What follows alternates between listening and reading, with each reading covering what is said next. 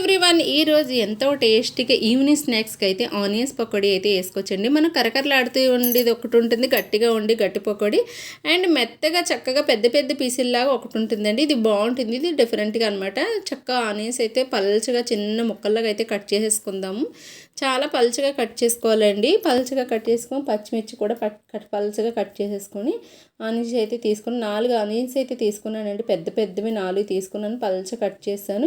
ఇంకా శనగపిండి అయితే జల్లించేసి అయితే పెట్టేసుకున్నాను. చక్కగాన శనగపిండి బాగా జల్లించి పెట్టేసుకున్నా.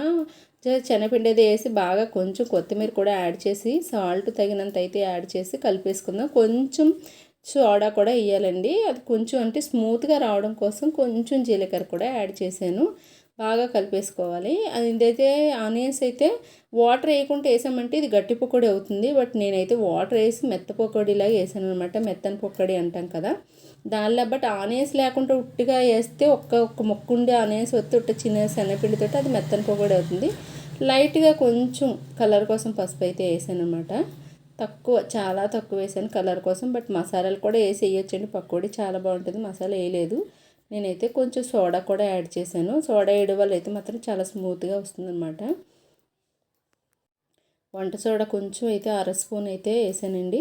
చక్కగా కొద్దిగా వాటర్ వేసి కలిపొచ్చి, ఇది వాటర్ లేకుండా కలిపేస్తే గట్టి పకోడీగా ఆనియన్స్ పకోడీ చాలా బాగుంటుంది. ఆల్రెడీ పోస్ట్ చేశాను ఆ వీడియో. బట్ ఇది వేరే అనమాట. ఇలా కూడా ట్రై చేయండి. ఇది డిఫరెన్స్. ఇది పల్చగా కలిపేసుకొని వేస్తే చాలా బాగుంటుందండి. టేస్ట్ అయితే నిజం చెప్తున్నాను.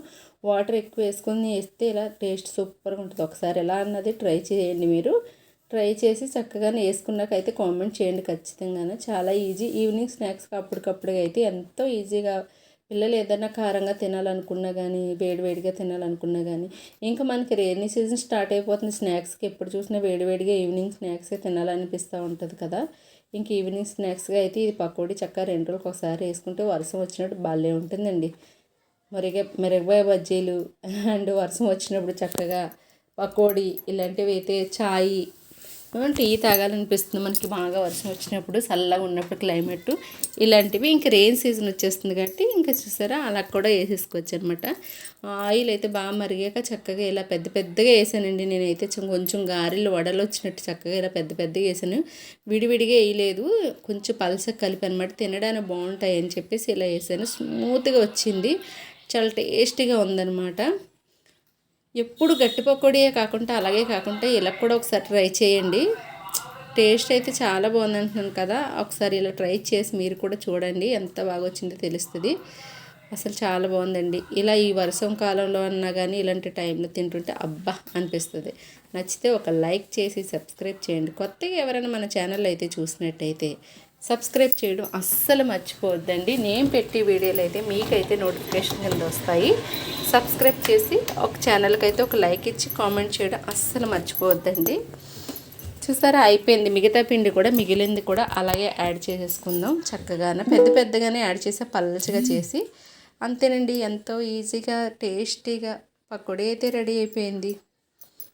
తిన్నాక మళ్ళీ మామూలుగా లేదనిపించింది, అంత బాగుంది ఈరోజు. అంత బాగా అనమాట. ఒక్కొక్కసారి డిఫరెన్స్గా రావచ్చు, బట్ ఈసారి చాలా బాగా వచ్చింది. ఎంత బాగా అంటే అంత బాగుందనమాట. అసలు చెప్తుంటే నోరు ఊరిపోయి అంత బాగుంది. నచ్చితే లైక్ చేసేయండి. బాయ్.